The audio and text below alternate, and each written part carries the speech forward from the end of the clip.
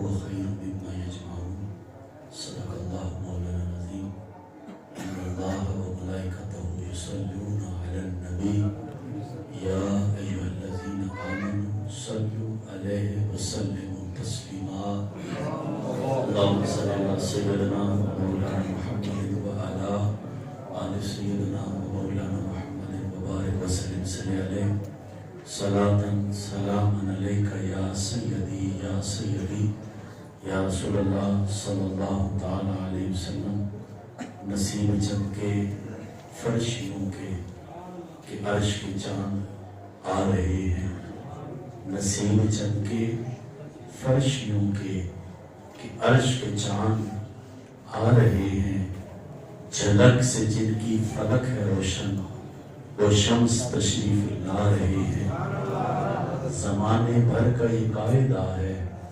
زمانے بھر کا یہ قاعدہ ہے جس کا کھانا اسی کا گانا تو نعمتیں جن کی ہم کھا رہے ہیں انہی کے گیت ہم گا رہے ہیں نثار تیری چہل پہل پہ ہزاروں عید ربیع الاول سوائے ابلیس کے جہاں میں سبھی تو خوشیاں منا رہے ہیں آج کا دن بڑا عظیم اور بابرکت دن ہے آج کا دن تجدید عہد کا دن ہے عہد وفا کا دن ہے امام زین العابدین سے سائل سوال کرتا ہے یا سیدی اتنے فرقوں میں جنتی فرقے کی نشانی بتا دیں جنتی کون ہیں ارشاد فرمایا اہل سنت عرض کی یا سیدی اگر سارے ہی اہل سنت کا ٹائٹل اوڑھ لیں لبادہ اوڑھ لیں پھر کیسے پہچان کریں کہ اہل سنت کون ہیں فرمایا ان کی نشانی یہ ہے کہ وہ درود شریف زیادہ پڑھتے ہوں گے تو موجودہ دور میں پریشانی آ گئی کہ اگر سارے درود پڑھنے والے آگے تو پھر کیا کریں گے پھر اعلیٰ حضرت نے سہارا دیا عاشقوں کے امام نے سہارا دیا بریلوی کے تاجدار نے سہارا دیا امام احمد رضا خان فاضل بریلوی فرماتے ہیں اہل سنت کا ہے بیڑا پار اصحاب حضور اہل سنت کا ہے بیڑا پار اصحاب حضور نجم ہے اور ناو ہے اقرت رسول اللہ جب ایسے فتنہ جنم لینے لگے تو گھبرانا نہیں جو نبی کے آل کی بھی نوکر ہو نبی کے صحابہ کے بھی نوکر ہوں وہی سچے اور اس دور میں سنیوں کی پہچان اعلیٰ حضرت ہے اعلیٰ حضرت سنیوں کی پہچان ہے تو الحمدللہ ہمیں یہ عشق کی سوغات اعلیٰ حضرت کے در سے ملی ہے اور ہم نے اعلیٰ حضرت کی ذات پہ اپنی آنکھیں بند کر لی ہیں اعلیٰ حضرت رحمۃ اللہ علیہ جو عشق کی خیرات آپ نے بانٹی ہے آپ نے جو عشق بانٹا ہے تو کاش ہم صحیح معنوں میں رضوی بن جائیں صحیح معنوں میں رضوی بن جائیں تو یہ آج کا دن جو عظیم دن ہے خوشی کا دن ہے یہ عید میلاد النبی صلی اللہ علیہ وسلم عید کا دن ہے اچھا عید کا جو لفظی مطلب ہے وہ خوشی ہے یعنی خوشی کا مطلب عید ہے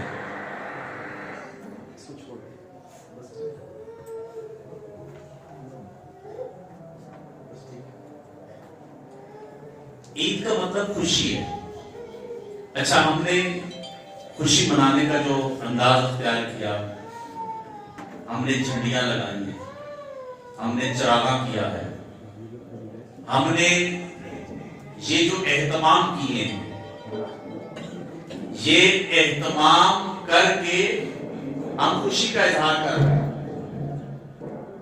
ہم خوشی کا اظہار کر رہے ہیں یہ اہتمام کر رہے ہیں درود پاک پڑھی محبت سے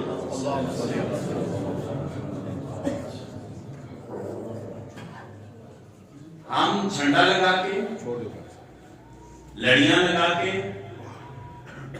اجتماع کر کے محافل کا انعقاد کر کے خوشی کا اظہار کر رہے ہیں کوئی ریڑے پہ جھنڈا لگاتا ہے کوئی گاڑی پہ لگاتا ہے یہ جھنڈا لگا کے خوشی کا اظہار کیا جا رہا ہے یہاں قابل توجہ بات یہ ہے کہ جھنڈا لگا کے آپ خوش ہوئے لڑیاں لگا کے آپ خوش ہوئے آج کے دن سوچنا یہ ہے کہ آمنہ کا لال کس چیز سے خوش ہوتا ہے؟ ہمارے آقا کس چیز سے خوش ہوتے ہیں؟ یہ جھنڈا تیری خوشی ہے، یہ لائٹیں تیری خوشی ہے، یہ کو نہ چلے، یہ اہتمام تیری خوشی ہے، اور اس خوشی کو حضور قبول فرماتے ہیں۔ لیکن سرکار نے جو اپنی خوشی کا اظہار کیا، فرمایا قرۃ عین فی الصلاۃ، نماز میری آنکھوں کی، یعنی آپ نماز پڑھیں گے تو آقا خوش ہوں گے، یہ نماز ان کی آنکھوں کی ٹھنڈک ہے۔ اگر ایک میلاد منانے کے لیے آیا ہے، فجر پڑھی نہیں ہے اور دن کی کوئی نمازیں پڑھنے کا اس کا پلان بھی نہیں ہے، گاڑی کے اوپر جھنڈا میلاد کا ہے مگر گاڑی کے اندر گانے بج رہے ہیں، یہ میلاد منا رہا ہے یا دھوکہ دے رہا ہے؟ اور یہ کس کو دھوکہ دے رہا ہے؟ یہ میلاد کا جھنڈا لگانا تیری خوشی ہے، اور گاڑی میں اپنے بچوں کو بٹھا کے نبی کے محبت کے ترانے سنانا مدینے کے آمنہ کے لال کی خوشی۔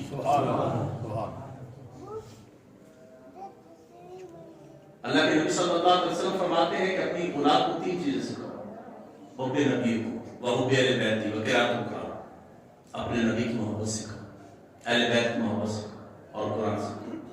میں سمجھتا ہوں کہ ربیع الاول کا مہینہ اپنی اولاد کو عشق مصطفیٰ سکھانے کا بہترین ذریعہ ہے، بہترین ذریعہ ہے کہ جب ہم ان معاملات میں شریک ہوتے ہیں تو ہمارے بچے ہمارے ساتھ شریک ہوتے ہیں، اور ان بچوں کے اندر ایک تحریک پیدا ہوتی ہے، سوچ پیدا ہوتی ہے کہ یہ دن بڑا قیمتی دن ہے، یہ عظیم دن ہے، اس دن محبوب کائنات دنیا میں جلوہ گر ہوئے۔ حضرت آمنہ صلی اللہ علیہ وسلم فرماتی ہیں جب حضور دنیا میں آئے تو سر سجدے میں رکھا۔ آپ کی پھوپھی حضرت صفیہ رضی اللہ تعالیٰ عنہ فرماتی ہیں میں نے کان لگا کے سنا، محبوب کائنات فرماتے ہیں رب حبلی امتی۔ اللہ کیا فرماتے ہیں؟ پہلے سجدے پہ روزے ازل سے درود، پہلے سجدے پہ روزے ازل سے درود، یادگاری امت پہ لاکھوں سلام۔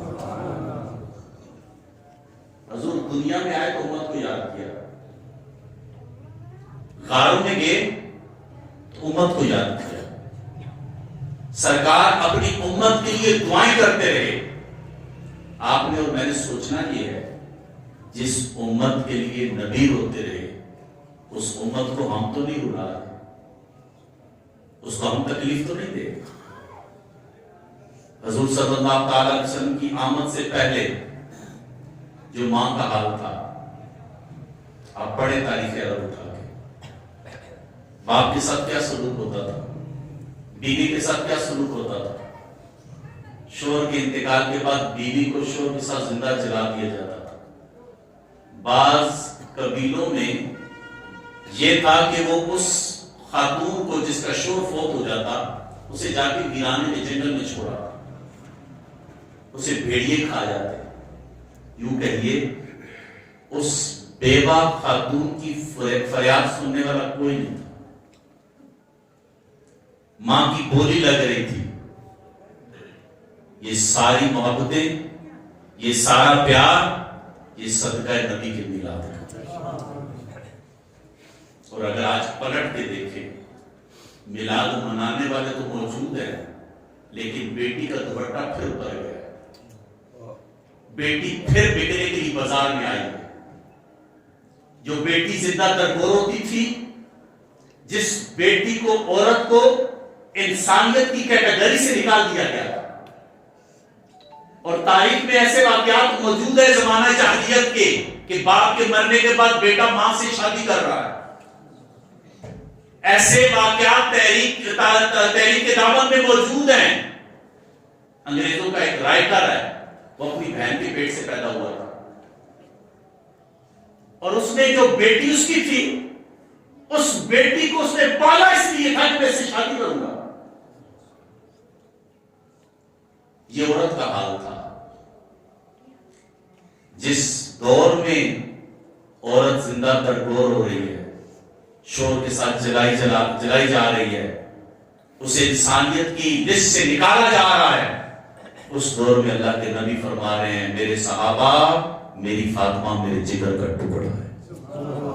اور میں کہتا ہوں قیامت تک جو بیٹی سے پیار کرے گا میرے آقا کے اس جملے سے خیرات ہوئے گا. یہ جو بیٹی آج کی دفعہ اور میں نہیں بیٹھی، بڑا فن خوان آدمی ہوتا ہے، فن خوان آدمی ہوتا ہے اور باتوں میں بڑا تیز ہوتا ہے، اس کی طوطی بولتی ہے اور ملکہ حاصلہ سے گفتگو ہے. اگر بولنا شروع کرے تو کسی کو بولنے نہیں دیتا. لیکن میں نے دیکھا ایسے لوگ جو بولنے میں مہارت حاصل کرتے ہیں، لیکن بیٹی کی بات آئے تو ان کے الفاظوں کی ترتیب ہی ٹوٹ جاتی ہے. بڑا فن خوان ہو، اس کی بیٹی کی شادی کی باری آئے اور لوگوں کو سنانے والا، اور بیٹی کا نکاح کا ٹائم آئے تو بیٹی کے نکاح کے فارم پہ سائن کرتے اس کے ہاتھ کانپتے ہیں. میں پوچھتا ہوں یہ تو زندہ درگور کرنے والا تھا، تیرے ہاتھ کانپے کیوں؟ جب بیٹی کے حق میں کی تجھ سے بات کرتے ہیں تیرے الفاظ کدھر گم ہو جاتے ہیں، ترتیب ٹوٹ جاتی ہے، تیری آنکھیں نم کیوں ہوتی ہیں؟ تو زندہ درگور کرنے والا تھا. یہ بیٹی کا پیار صدقہ نبی کے میلاد کا. لیکن اگر موجودہ دور کی بات کروں تو آج بیٹی پھر پریشان ہے. آج بیٹی بازار میں بکنے آ رہی ہے. جی ہاں، آپ کے علاقوں میں اگر شادی کے فنکشن میں کوئی ناچے تو اسے ٹائٹل کوئی اور دیتے ہو، یا ٹائٹل دینے سے پہلے صرف اتنا سوچنا ہے کسی کی بیٹی ہے، کسی کی آنکھ کا تارا. اگر جہاں تیرے سامنے آ کے وہ ناچی ہے تو ہو سکتا ہے اسے بڑی مجبوریاں کھینچ کے لائے. ہو سکتا ہے کہ جس گاؤں کی رہنے والی تھی کہ اس کے گاؤں کے لوگ ظالم تھے، اس کے گاؤں کے لوگوں نے ناچنے والوں کو دیا مگر یتیموں اور غریبوں کو نہیں دیا. اس بچی نے سوچ لیا کہ میرے قوم ناچنے والوں کو دیتی ہے، یتیموں کو نہیں دیتی. میں نے ایک لڑکی کی کہانی پڑھی تھی، ڈیبو میں کام کرتی تھی اور اس نے بڑا پریشان اس کہانی میں ایک میسج بھی تھا، میں پورا تو نہیں سنا سکوں گا، وہ الفاظ بھی بڑے مشکل ہیں. تو وہ کہنے لگی کہ میرا باپ فوت ہو گیا، بہن بھائی چھوٹے تھے، خاندان والوں نے باپ کے مرنے کے بعد منہ موڑ دیا اور اس نے لکھا تھا کہ سنا تھا کہ یتیم ہو جائیں تو رشتے ختم ہو جاتے ہیں، لیکن میں نے پریکٹیکل دیکھا ہے کہ واقعی رشتے ختم ہو جاتے ہیں. چچا کے دروازوں کو جاؤ تو دروازے بند ہو جاتے ہیں، رشتے دار دیکھ کے نظریں پھیر دیتے ہیں، خاندان کے لوگ پہچاننا چھوڑ دیتے ہیں. کہا میں نے سب طرف دیکھ کے تو بہن بھائیوں کی خاطر میں نوکری کی تلاش میں نکلی تو مجھے ڈیبو کی بس میں نوکری ملی. تو میں ڈیبو کی بس میں عرصہ سے کام کر رہی ہوں. میری ڈیوٹی ہوتی ہے کہ میں نے لاہور سے لے کر پنڈی تک رستے میں ان کے آگے پانی لے کے جانا ہے، میں نے پیپسی کی بوتل لے کے جانا ہے، میں نے ان کے ساتھ کھانے کی چیزیں لے کے جانی ہیں. کہا کہ میں پوری بس میں جب پانی لے کے جاتی ہوں تو ایک ایک نظر ڈالتی ہوں کہ کوئی بھائی کی نظر ملے گی. میں نے سفید بالوں والوں کو پانی لیتے دیکھا ہے اس خیال سے کہ شاید مجھے باپ کی نظر ملے. میری عمر کا حصہ ڈیروں کی بسوں میں دھکے کھاتے گزر گیا. میں نے آج تک مجھے بھائی کی نظر بھی نہیں ملی، باپ کی نظر بھی نہیں ملی. وہ باپ کدھر ہے جو بیٹی کو سینے لگاتا تھا؟ اس لکھنے والی بیٹی نے جب یہ لکھا تو یہاں آ کے یوں سمجھے کہ بہت بڑا اس نے تماچا مارا. اس نے کہا میں نے اسی نبی کا کلمہ پڑھا ہے. میں بھائی کی نظر ڈھونڈتی رہی، باپ کی نظر ڈھونڈتی رہی، نہیں ملی. اے نبی کی امت، میں نے اس نبی کا کلمہ پڑھا ہے جس نبی نے کافر عورت کے سر پہ چادر ڈالی. اے نبی کا کلمہ پڑھنے والوں، میرا صرف باپ نہیں، مجھے مجبوریاں کھینچ کے جان لائی کسی نظر میں بھی بھائی کا رشتہ نہیں آیا. یہ ہمارا معاشرہ ہے, یہ ہمارے معاشرے کا حال ہے. ہماری محفل کا مہمان خصوصی کون ہے؟ محفل کراتے ہمارے گاؤں کا جواری. ناراض نہ ہونا, میں آپ کو میلاد سمجھانے آیا. ایسا میلاد مناؤ, ادھر میلاد مناؤ, رات کو سو, اللہ کے نبی خواب میں جلواتا. ایسا میلاد منائے نا. آج میلاد ایسا ہو کہ جس بہن سے برسوں سے ناراض تھا نا, برسوں سے, اس کے گھر چلا ہے, وہ دیکھ کے کہے بھائی کدھر آیا ہے؟ مسکرا کے کہہ رہا نبی کا میلاد آیا ہے. تو بہن کے گھر چائے پی کے نا واپس آئے گا نا, وہ جولی پھرا کے دعائیں کرے گی, بھائی تیرے آنے سے سسرال میں میرا سر اونچا ہو گیا. بڑی دعائیاں لیتا ہے نا, بڑے ٹیسٹ کرواتا ہے, تجھے مرض کا پتہ ہی نہیں چل رہا, تو کہتا سکون نہیں ہے. یار دعائیوں میں تجھے شفا کہاں ملنے ہے؟ تیرا دعائیوں پہ یقین ہے نا, دعا پہ تو کوئی نہیں ہے. یہ جو تو ڈاکٹروں کو پیسے دیتا ہے نا, غریب بہن کو دے دے. یہ جو تو ڈاکٹروں کو پیسے دیتا ہے نا, یہ اپنے غریب بھائی کو دے دے. یہ جو تو ڈاکٹروں کو پیسے دیتا ہے نا, یتیم بھتیجوں کو دے دے. خدا کی قسم, جب غریب بہن تو کچھ دے کے آئے گا نا, تو اللہ کی بارگاہ میں چوری پھیلائے گی. اس کی دعاؤں کی برکت سے اللہ تجھے شفا عطا فرمائے. آج کشمیر کی بیٹی ہمیں پکارتی ہے. شاید آپ نے وہ پکچر دیکھی ہو, وہ پکچر بہت رلاتی ہے. اور آج کل ایک اور تصویر رلاتی ہے, وہ پشاور میں جو خودکش حملہ ہوا, ایک قرآن پڑھنے والا بچہ تھا, اس نے آنکھیں کھلی تھی, معصوم سچے کا تھا, اور وہ آپ کو مجھے ہی پکار رہا تھا کہ دنیا دار لوگوں کے محافظ ہیں, قرآن والوں کا کوئی محافظ نہیں. ہم قرآن پڑھنے والے ہیں, جس کا دل چاہے ہمیں چھٹی کر دے, ہمارا محافظ کوئی نہیں. تو وہ کشمیر کی بیٹی, نوجوانوں یہ تمہارے لیے ہے. آج تم میلاد منانے آئے ہو, آج اس انداز سے میلاد مناؤ نا کہ دل میں ایک عہد کر کے جاؤ کہ میں انشاءاللہ اپنے مسلمان بھائیوں کی, بہنوں اور بیٹیوں کی عزتوں کا محافظ بنوں. سارے انشاءاللہ محافظ بنوں گا. اس طرح عزم کرو, عہد وفا کرو مدینے والے سے, تاکہ رات کو وہ کرم فرما. ہم کہے باقی ہم نے میلاد منایا, سونے نے کرم فرمایا. وہ کشمیر کی بیٹی, اس کے ہاتھ میں پتھر ہے, اور وہ بہارت کے درندوں کو یوں پتھر مارا. یہ تصویر, بس اتنی سی یہ تصویر اس بیٹی کے چہرے پہ لکھا ہے. یہ خاموشی کی تصویر آپ کو مجھے پکار رہی ہے. وہ خاموشی کی تصویر ہمیں کہہ رہی ہے, اے 56 اسلامی ممالک کے مسلمانوں, دیکھو دشمن تمہاری بہن کی عزت لوٹنا چاہ رہا ہے, مگر تمہاری بہن نے پردہ نہیں اتارا. دیکھو اس نے اپنا نقاب نہیں اتارا. یہ درندے تمہاری بہن کو لوچنا چاہتے ہیں, یہ درندے تمہاری بہن کی عزت لوٹنا چاہتے ہیں. دیکھو میں اس سے مقابلہ کر رہی ہوں, دیکھو میں پتھر سے مقابلہ کر رہی ہوں, اور میں انتظار کر رہی ہوں. قاسم کیوں نہیں آیا؟ میں انتظار کر رہی ہوں. کس گلی سے تو آئے گا؟ جلدی آ, اس سے پہلے کہ تیری بہن کی عزت اٹھ جائے. ابھی تک کوئی نہیں آیا. سب یہی کہہ رہے ہیں ہم تمہارے ساتھ کھڑے ہیں, ابھی تک تو کوئی نہیں آیا. میرے پیارے بھائی, وہ تو کشمیر کی بیٹی ہے جس تک آپ اور میں نہیں پہنچ پا رہے. ہاں تیرے محلے کی بھی بیٹی ہے, تیرے محلے میں بھی ایک بیٹی ہے. اس بیٹی جس کا یوں کہے نا, تیرا ایک میسج کسی اور کو طلاق دلوائے گا. تیری ایک مس کال کسی باپ کا شر سمجھ جھکا دے.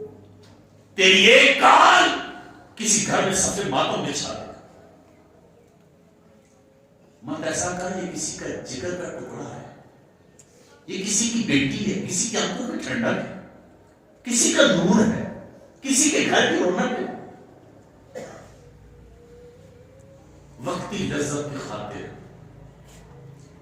کتنے عجیب نوجوان ہو یار، کتنے عجیب نوجوان.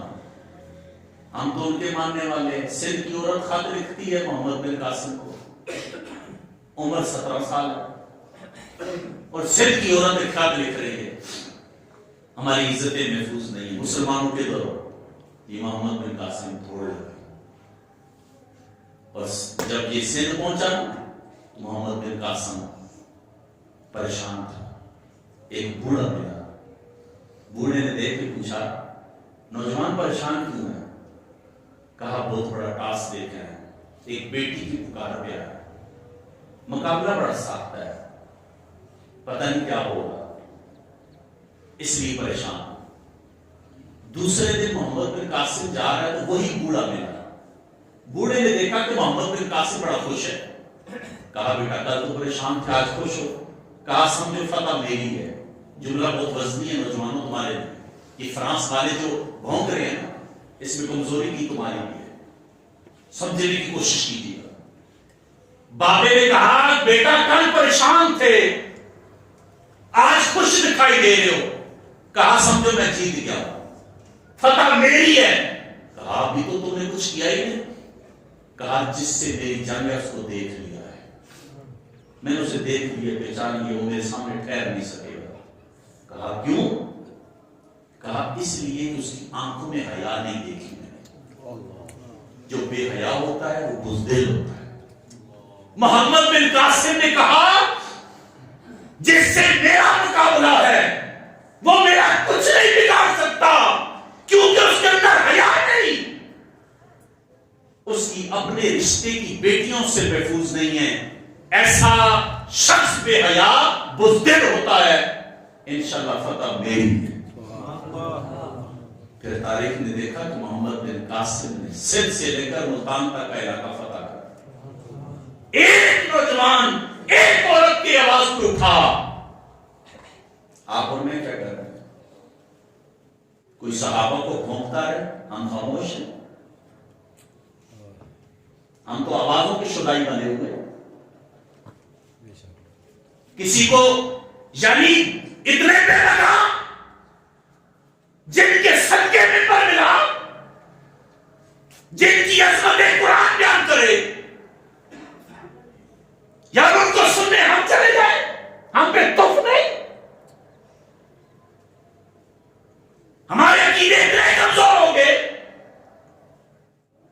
یاد رکھنا عقیدہ مضبوط ہے تو ایمان مضبوط ہے. عقیدہ کھانا ہے تو پھر ایمان کچھ نہیں. پھر یوں سمجھے کہ بس ٹائم پاس کی بات احساس کی کر رہا ہوں. میں نے سنانا کچھ اور تھا، سے اور نکل گیا. چلیں سنیں آج. احساس کتنی بڑی دولت ہے. آپ نے نام سنا ہوگا عمر بن عبدالعزیز. آپ جانتے ہیں عمر بن عبدالعزیز کو فروخ ثانی کہا جاتا ہے. عمر بن عبدالعزیز آپ کے دور میں زکات تقسیم کرنے کے لیے نکلا جاتا تو زکات لینے والا کوئی نہ ہوتا. عمر بن عبدالعزیز مسلمانوں کا امیر بادشاہ. عمر بن عبدالعزیز کا ایک دوست تھا عیسائی بادشاہ، اچھے تعلقات تھے، اچھے. اس کو پیغام بھیجنا تھا عمر بن عبدالعزیز نے. دیکھنا دوستیاں کیسے ہوتی ہیں اور دشمنیاں کیسے ہوتی ہیں. اسے پیغام بھیجنا تھا عمر بن عبدالعزیز نے. آپ نے قاصد بھیجا کام کے لیے. جب وہ قاصد عمر بن عبدالعزیز کا پیغام لے کے عیسائی بادشاہ کے پاس گیا تو وہاں اس قاصد کو ایک نابینا حافظ ملا. مسلمان تھا، حافظ قرآن تھا، آنکھوں سے نابینا تھا. اس کے کانوں میں آواز پڑی کہ مسلمانوں کے بادشاہ نے اپنا قاصد بھیجا ہے، تو نابینا حافظ کسی طرح اس قاصد تک رسائی حاصل کر. اور اس کو کہا کہ میں مسلمان ہوں، قرآن کا حافظ ہوں، ان لوگوں نے میری آنکھیں ظلم سے نکالی.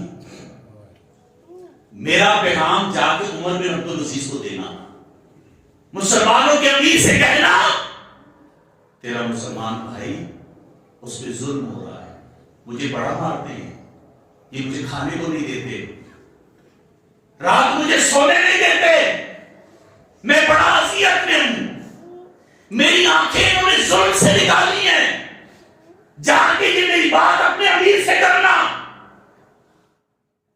وہ قاصد جب پلٹا عمر بن عبدالعزیز کے پاس, عمر بن عبدالعزیز کو جواب دینے کے بعد کہا حضور ایک نابینا حافظ بھی ملا تھا اور اس نے آپ کے نام پیغام دیا. اس نے کہا کہ مجھے بڑا مارتے ہیں, میری آنکھیں نکال دی, مجھے کھانے کو نہیں دیتے. روایت میں آتا ہے کہ عمر بن عبدالعزیز کھڑے ہو گئے اور آنکھیں چھما چھم برسنے گئے. اس قاصد سے کہا پلٹ جا, انہی قدموں پہ واپس جا اور جا کے اس عیسائی بادشاہ سے کہے کہ عمر بن عبدالعزیز تجھے پیغام دیتا ہے کہ اس نابینا حافظ کو چھوڑ دے, ورنہ میں لشکر بھیجنے لگا ہوں, جس کا پہلا بندہ تیرے پاس ہوگا, آخری بندہ میرے پاس ہوگا. یہ نہیں کہا میری سے دوستی ہے, یہ نہیں کہا میرے تعلقات ہے, کہا آپ جا کے اسے سنا بات, تو نے میرے مسلمان کے ساتھ زیادتی کی, اسے جا کے بتا دے کہ اس کو چھوڑ دے, ورنہ لشکر پھر میں بھیجوں گا, جس کا پہلا بندہ تیرے پاس ہوگا, آخری میرے پاس ہوگا. یہ احساس آپ اور میں غور کریں, شاید کہ یہ احساس ہمارا تو نہیں ہے. وہ لکھا ہوتا ہے نا سرٹ رشوں کے پیچھے, عقل نہ ہو جائیں گے. تو ہمارے یہاں بھی لوگ انجوائے کرتے ہیں, دین میں بھی صرف انجوائے کرتے ہیں. ہاں بالکل انجوائے کریں, دین میں انجوائمنٹ ہے, اس طرح نہیں جس طرح تم کرتے ہو. انجوائمنٹ یہ ہے دن بھر مدینہ مدینہ کرو, رات کو مدینے کی گلیوں میں پھرا کرو. اگر تم نے انجوائمنٹ کرنی ہے تو پھر چلو امام بصیری کے پاس, جو پہلے بادشاہوں کے قصیدے لکھتے تھے. فالج ہوا تو بیمار ہوئے تو بڑا علاج کروایا, جب ہر طرف سے مایوس ہوئے نا تو خیال آیا کیوں نہ اس بارگاہ میں دستک دوں جہاں سے سائل خالی نہیں آتا, کیوں نہ اس سائل کی بارگاہ میں دستک دوں جس کی شان ہے وَمَّا السَّائِلَ فَلَا تَنْهَرْ, کیوں نہ اس بارگاہ میں دستک دوں. تو امام بصیری قصیدہ لکھنے بیٹھے, قصیدہ لکھا, سو گئے, خواب میں محبوب کائنات, اللہ کے نبی نے ہاتھ پھیرا, شفا ملی, چادر تاکی, آنکھ کھلی, شفا مل چکی ہے, چادر موجود ہے, آنکھ کھل چکی, چادر موجود ہے. بردہ عربی میں چادر کو کہتے ہیں, اسی لیے قصیدہ بردہ کہتے ہیں. اب اگلی بات نشے والی ہے, مزہ دینے والی ہے, انجوائمنٹ ہے. کیا انجوائمنٹ؟ امام بصیری جب ٹھیک ہو گئے تو خیال آیا ذرا گلی میں پھر کے آؤں, باہر گھوم کے آؤں, بیمار آدمی کا دل کرتا ذرا باہر نکلوں. تو امام بصیری اٹھے نا تو بازار کی طرف نکلے, خرامہ خرامہ چل رہے تھے. گلی کی نکڑ پہ ایک فقیر کھڑا تھا. فقیر نے آواز دی, امام بصیری رات والا قصیدہ مجھے بھی سنا دے. امام بصیری نے کہا تجھے کیسے پتا چلا میں نے قصیدہ لکھا ہے؟ کہا رات کو امام الانبیاء جب تیرے گھر آئے تھے نا تو شہر کے سارے فقیر تیری گلی میں سوالی بن کے کھڑے. علامہ اقبال سے کسی نے پوچھا تھا, علامہ اقبال شعراء تو بڑے بڑے گزرے ہیں, بڑے کلام لکھنے والے, مگر بتا نا تیرے کلام میں نشہ کیوں ہے, تیرے اشعار میں درد کیوں ہے؟ حکیم الامت کا ٹائٹل تجھے ملا, بتا یہ مقام پایا کیسے ہے؟ علامہ اقبال کی انجوائمنٹ دیکھنا, انجوائمنٹ دین میں کیا ہے؟ یہ دنیا کے نشے تو کچھ بھی نہیں ہے, اے نوجوان فیشن کا نشہ تو کچھ بھی نہیں. آج ایک دین کا نشہ کیا ہے؟ کہا کہ تیرے اشعار میں اتنی لذت کیوں ہے, ٹیسٹ کیوں ہے؟ علامہ اقبال نے کہا میں نے اپنے نبی پہ 1 کروڑ مرتبہ درود شریف گن گن کے پڑھا ہے. 1 کروڑ مرتبہ گن گن کے 1 کروڑ مرتبہ پڑھا. اور علامہ اقبال کی کہانی سنو, مزہ آ رہا. عبدالستار خان یادی رہا, نام تو سنا ہے, سنیوں کے شعر. اللہ تعالیٰ کی توبہ پر کروڑا کروڑ رحمت نازل فرمائے. اہل سنت کی موت سے اب استاد خان نیازی لہرامہ سے کسی نے کہا کہ حضور آپ کا وقت تو آپ علامہ اقبال کی کوئی بات جانتے تو ہمیں بتائیں. تو استاد خان نیازی لہرامہ نے فرمایا کہ ہاں ایک بات میں نے بھی سنی ہے اور سنی بڑے خاص بندے سے. کہا علامہ اقبال کا جو نوکر تھا نا جو علامہ اقبال کی خدمت کرتا تھا, کہتے ہیں کہ اس سے میری ملاقات ہوئی تو میں نے اس سے کہا کہ تم مجھے علامہ اقبال کی کوئی خاص بات سنا. تو اس نے کہا کہ علامہ اقبال نے مجھ سے وعدہ لیا تھا کہ میری زندگی میں یہ بات نہ سنانا کیونکہ دنیا سے پردہ کرے گی, تو اب میں آپ کو بات سنائے دیتا ہوں. تو کہا کہ اس کے نوکر نے یہ بات سنائی کہ ایک رات میں سو رہا تھا تو علامہ اقبال نے مجھے اٹھایا کہ اٹھو مہمان آ رہے, رسی کا انتظام کرو. وہ نوکر کہتا ہے کہ آدھی رات کا ٹائم ہے, میں اٹھا ہوں. اب علامہ اقبال سخت طبیعت تھا, سخت مزاج تھا, جلالی تھا. تو نوکر کہتا ہے کہ ان کے آگے بولنا تو ویسے مشکل تھا. میں سوچ رہا ہوں آدھی رات کا ٹائم ہے, رسی ملے گی کہاں سے. کہتے ہیں کہ میں بولا تو کچھ نہیں, اٹھا کچن کی طرف جاؤں, برتن لوں کہ میں لسی لے کے آؤں. کچن میں گیا تو علامہ اقبال برتن دھو رہا ہے. کہتے ہیں کہ میں نے کہا حضور یہ تو ڈیوٹی میری ہے. علامہ اقبال نے کہا پیچھے ہٹ, جو مہمان آ رہے ہیں ڈیوٹی میں نے خود ہی کر, میں برتن دھو کے دیتا ہوں, لسی لے. کہتا ہے کہ بس خاموش ہو کے کھڑا ہو گیا. علامہ اقبال نے برتن دیا, میں برتن لے کے نکلا, سوچتا ہوں لسی لاؤں کہاں سے.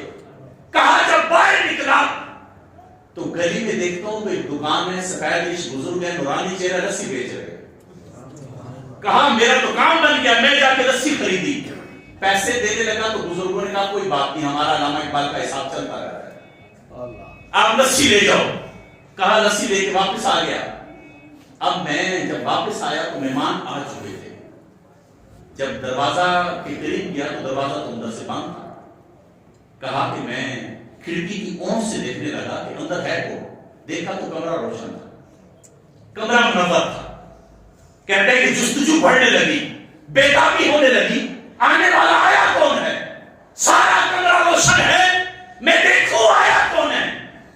کہا لسی کو کھلا چکا تھا, دیکھی تھی تو دروازہ بجا دیا. علامہ اقبال آ گیا. کہا انہوں نے مجھ سے لسی دی تو میں نے کوشش کی دیکھو, لیکن انہوں نے دروازہ بند کر دیا. کہا کہ میری بےتابی ہے کہ بڑھنے لگی, میں بے چین ہونے لگا کہ مہمان کون ہے, اتنا خاص مہمان ہے جس کی وجہ سے کمرہ منور ہے. کہا تھوڑی دیر گزری تو میں نے محسوس کیا مہمان جانے لگا. کہنے لگے کہ میں نے کہا چلو کا اچھا ہے, علامہ کے سامنے تو مہمان سے مل نہیں سکوں گا, جب وہ دروازے سے باہر ہوں گے تو مہمان کو پکڑ لوں اور پوچھوں گا آپ کو. کہا کہ مہمان جب باہر نکلے تو بڑا نورانی چہرہ ہے. تو اب جب وہ چلنے لگے تو علامہ اقبال بھی ساتھ چلے, دروازے تک پیچھے پیچھے میں بھی تھا. جیسے ہی دروازے سے نکلے تو وہ کہتا ہے کہ میں نے دھوڑ لگائی کہ باہر نکل کے میں نے انہیں پکڑنا ہے. کہا جب باہر نکلا تو ان کا ایک ہی قدم تھا, آگے تو نظر ہی نہیں آیا. کہا میں پریشان ہو گیا. جب گلی میں وہ نظر نہیں آئے, تھوڑا آگے گیا تو وہ کھوکا, وہ دکان بھی نہیں تھی اور لسی والا بھی نہیں. کہتے ہیں کہ اب تو دماغ کی رگیں پھٹنے لگی, بےتابی بڑھنے لگی. میں واپس پلٹا اور میں نے علامہ اقبال سے کہا مجھے سچ بتا آنے والا کون تھا اور لسی والا کون تھا. کہا علامہ اقبال نے مجھے ڈانٹ دیا. کہا کہ میں نے ان کے قدموں پہ سر رکھا. میں نے کہا نہ, مر جاؤں گا, نہیں اٹھوں گا جب تک آپ مجھے بتائیں گے. علامہ اقبال نے کہا پھر وعدہ کر میری زندگی میں کسی کو بتائے. کہا میں نے کہا وعدہ میں کسی کو نہیں بتاؤں. کہا پھر سن, آنے والا غریب نواز تھا, لسی بیچنے والا دادا نجوے تھا. جب تو حضور کا سچا نوکر ہوگا تو پھر خواب میں تو ڈراؤنے خواب نہیں دیکھے گا.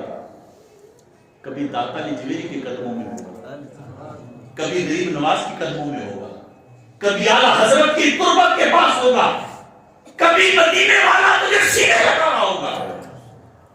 کبھی ادھر ہے ادھر تو نہیں. آج میلاد ایسا منانا ہے کہ میرے آقا کی جلوہ گری ہوئی تو سارے رشتوں کو رشتوں کا تقدس ملا. عزم کرو کہ انشاءاللہ رشتوں کا تقدس دے. آج مزہ یہ ہے نیا کہ اگر خاندان ہے خاندان آج طے کرنا ہے کوئی ناراض نہیں ہو, آج راضی کرنا ہے, آج ہم راضی کر کے چھوڑیں گے. اور انشاءاللہ اگر ہم اس طریقے سے میلاد منانے میں کامیاب ہو گئے نا, آپ کے دل کے چراغ روشن ہو جائیں گے. یہ جو آج ہمارے دل کی سختیاں ہیں, نمازوں کی لذت نہیں ہے, تلاوت کو دل نہیں کرتا, فجر میں اٹھنے کو دل نہیں کرتا، ایک دوسرے کو دیکھ کے دانت پیستے رہتے ہیں، بلکہ یوں کہیے شعر عام ہے، ٹیمپر پہ لکھا ہوتا ہے، کتاب پہ میں نے نہیں پڑھا، ٹیمپر میں کسی پڑھا۔ تو شعر یہ ہے کہ سپیرو سانپوں سے کہہ دو اب تمہاری ضرورت نہیں، انسان کو ڈسنے کے لیے انسان ہی کافی۔ لگی آگ بچہ کچھ سامان چلنے سے، وہ بھی ان کے ہاتھ لگا جو آگ بجھانے آئے تھے، ہم تو خود لٹیرے بنے، خود لوٹنے میں لگے۔ آؤ مزہ اس بات کا ہے کہ گاؤں کا کوئی غریب ہے، کوئی یتیم ہے، اس کا سہارا بن جا، اس کی مدد کرو۔ اگر بیٹے کی شادی کے تم نے 5 لاکھ لگانا تھا، طے کیا تھا شادی کے 2 ڈگر ذبح کریں گے، یا 1 کر لیں، 1 بیچ دے، اس سے جو رقم ملے نا، گاؤں کی بیوہ عورت کے دروازہ پہ جا کے چپکے سے رکھا، وہ دروازے کی اوٹ میں دیکھتی ہے رقم رکھ کے کون گیا ہے، دل کو تسلی دینے کی پرچی بھی لکھ دے کہ میرے لیے دعا کر دینا، اپنی بیٹی کی چیز کے لیے پیسے لے۔ تو نہیں سمجھ سکتا جب وہ عورت رقم لے کے جیز لینے جائے گی بیٹی کا، اور وہ جیز لے کے جب اپنے سہن میں اتارے گی، جب اس کی بیٹی جیز دیکھے گی، وہ یتیم لڑکی جو کئیوں کا جیز دیتے ہوئی تھی، جو اس پریشانی میں تھی کہ جیز نہیں ہے تو ابھی تک شروع سکی نہیں ہے، جب اپنے سہن میں جیز اترتا دیکھے گی تو پوچھے گی ماں آیا کہاں سے ہے؟ وہ بھی کہے گی کوئی اللہ کا بندہ دے کے چلا گیا، میں بھی نہیں جانتی۔ وہ بیٹی جب یتیم لڑکی جیز لے کے عزت سے اپنے سسرال جائے گی، اس کی ماں دعائیں کیسے دے گی اور وہ بیٹی کیسے دعائیں دے گی؟ پھر دیکھ تیرے آنگن میں اللہ کی رحمتوں کی برسات کیسے ہوتی، پھر دیکھ تجھے خوشیاں کیسے ملتی ہیں، پھر دیکھ کہ تیرے دل میں محبتوں کے چراغ کیسے روشن ہوتے ہیں۔ ہم خالی نعرے پہ رہ گئے غلامی رسول میں موت میں قبول ہے، فجر کی نماز بستر یہ بڑا، اور نماز کی پابندی کرو، اور رشتوں کا تقدس پامال ہونے سے بچاؤ، آؤ بیٹی کو عزت دو، غریب بھائی کو سینے لگا لے، ان رشتوں کو پیار دو، اگر کوئی یتیم ہے تو اسے سہارا دو۔ آپ کے گاؤں میں آپ کی ادھر کئی ہوٹل ہیں، دکانیں، چھوٹے چھوٹے بچے، ابھی ان کی رخسار سرخ ہیں لیکن کالا لگی ہے، آپ نے دیکھا ہوگا ہوٹلوں میں چھوٹے چھوٹے بچے آ جاتے ہیں چائے رکھنے، سارے شرارتی تو نہیں ہوتے، سارے بے گھوڑے نہیں ہوتے، کچھ یتیمی کا داغ لیے ہوتے۔ مجھے ایک یاد ہے ترغیب کے لیے بتا رہا ہوں، چند دن پہلے مجھے فون آیا، تو ایک بچہ چائے لے کے آیا، میں نے کہا بیٹا نام کیا ہے؟ اس نے نام بتایا، میں نے کہا بیٹا کہاں رہتے؟ اس نے گاؤں کا نام بتایا، میں نے کہا میں ہری پور فلاں جگہ جمعہ پڑھتا ہوں، آیا کر میرے پاس۔ وہ جمعے میں آیا میرے سے چائے پہ، میں نے کہا گھر چلے جاتے ہو یا ہوٹل بھی رہتے؟ کہتے جی میں یہاں ہوٹل پہ رہتا ہوں۔ میں نے کہا ہمارے پاس آ جائے کرو، تمہیں قرآن پڑھائیں گے، صبح ہوٹل پہ چلے جائے کرو، شام کو ہمارے پاس آ جائے کرو۔ اس نے کہا ٹھیک ہے۔ وہ روز آ جاتا، قاعدہ پڑھتا، نماز پڑھتا، نماز سیکھتا، جمعے پڑھانے کے بعد لوگ میرے پاس بیٹھتے تھے، وہ بھی بیٹھتا۔ ایک دفعہ لالا موسیٰ میں کچھ نوجوان جا رہے تھے امامت روز کے لیے، تو ان کو میں ترغیب دلا رہا تھا، ذہن بنا رہا تھا، اس میں وہ نوجوان بیٹھا تھا، کہتا میں بھی نہ جاؤں امامت روز کے لیے۔ میں نے کہا جی بہت اچھی بات ہے، خاموش ہو گیا۔ میں نے کہا چپ کیوں ہو گئے؟ کہتا ہے خرچہ نہیں۔ میں نے کہا فکر نہ کر، جا، وہ چلا گیا، میرا رابطہ کاٹ گیا۔ بات آئی بھی ہوگی چند دن پہلے، ابھی ربیع الاول کی بات ہے، اس کا فون آیا تھا، وہ لاہور میں درس نامی پڑھا رہا ہے، وہ درس نامی پڑھا رہا ہے، ہم نہیں جانتے یہ ہوٹل میں چائے بیچنے والا اگر شفقت کا ہاتھ تو رکھ دے نا، ہو سکتا ہے سنت کو مفتی دے، ہو سکتا ہے یہ گاڑیوں کے نیچے لیٹ کر اپنے کپڑوں پہ کالخ لگانے والا تیری تھوڑی سی شفقت سے، تیری تھوڑی سی شفقت سے آنے وقت میں بہت بڑا عالم دین بن جائے۔ آؤ نبی کی امت سے پیار کرو، آؤ میرے اعلیٰ حضرت کی سوچ کو عمل کرو، آؤ میرے اعلیٰ حضرت کا عشق لے کے آگے بڑھو، اعلیٰ حضرت کی محبت کے یہ چراغ آگے لے کے چلو، سینہ با سینہ کے محبتیں بانٹو، اور یہی نبی کا ملاد ہے۔ اور انشاءاللہ تمہاری زندگی لطف والی ہو جائے گی، زندگی تمہاری مزے والی ہو جائے گی، اور پھر تم یہ کہو گے ہتھ کار والتے دل یار مجھے کہا گیا کہ 2:20 تک آ 2:14 ہو گئے. خیر آپ تو شاید شام کے لیے آئے ہیں, شام تک کے لیے آئے ہیں. ویسے ہمارا یہ ابھی میں بالاکوٹ میں تھا اور میری عمر 47 سال کی میں نے بہاریں دیکھی ہیں, اور میں نے وہاں بھی کہا ہے جتنا لطف مجھے آ جائے نا ربیع الاول میں ان پہاڑیوں سے گاڑیوں کی اترتے اور بچوں اور نوجوانوں کے نعروں کی آوازیں سن کے.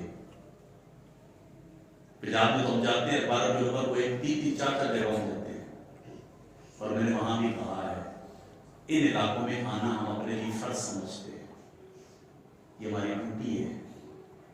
ہم جا کے اعلیٰ حضرت جو عشق کا پیغام دے رہے ہیں وہ سوغاتہ بانٹنے, یہ ہماری ڈیوٹی ہے. میرے رضا یہ ہزارہ بڑا زرخیز ہے.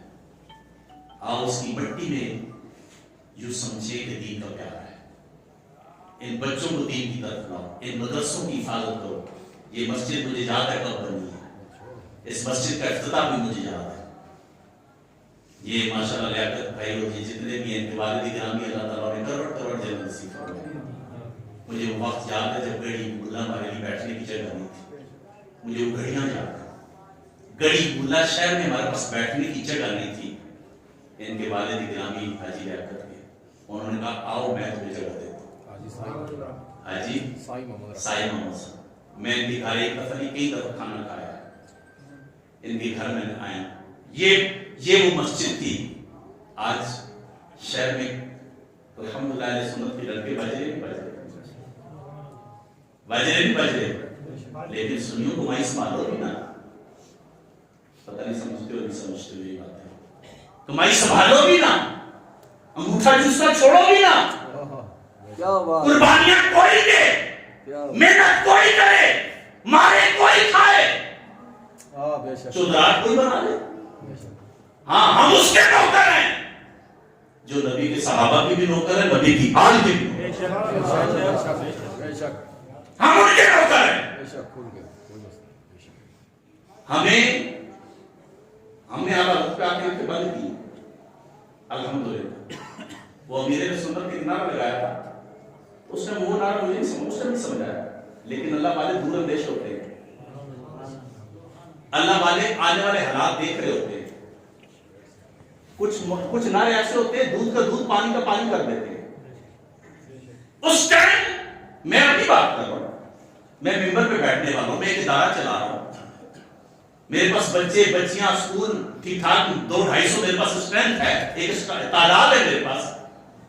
میں اپنی بات کر رہا ہوں کہ جب یہ نعرہ لگا ہر صحابی نبی جنت, بولی ہر صحابی نبی جنت, بولو پتہ لگے باقی آپ صحابہ کے معنی. ہر صحابی نبی جنت, آپ اٹھا کے بولا ہر صحابی نبی جنت. جب یہ نعرہ لگا تو میں اپنی بات, حالانکہ میں انہی کا نوکر ہوں, بیعت طریقت کا میرا معاملہ ہے, اور آپ کو پتا ہے پیر کے معاملات میں تو آدمی آنکھیں بند کرتا ہے, طریقت ہے. تو لیکن میرے ذہن میں یہ بات آئی کہ اس نعرے کی حاجت کیوں تھی, لیکن وقت نے بتایا کہ اس نعرے کی ضرورت کیوں تھی. وقت نے بتایا کہ اس نعرے نے بہت سی چھپی ہوئی بھیڑوں کو نکال کے باہر بھیج. ایک بات یاد رکھنا, ہم اعلیٰ حضرت کے ماننے والے ہیں. اعلیٰ کیا فرماتے ہیں, تیری نسل پاک میں بچہ بچہ نور کا, تو ہے آئینے نور. سید بد مذہب نہیں ہوتا, بد مذہب سید نہیں ہوتا. سید بد عقیدہ نہیں ہوتا, میرے رضا بد عقیدہ سید نہیں ہوتا.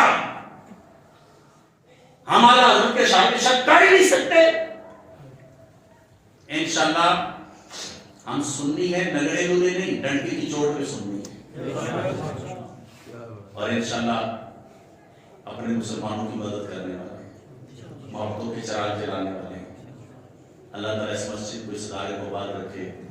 علامہ عارف صدیقی صاحب اللہ انہیں درازی عمر بالخیر عطا فرمائے.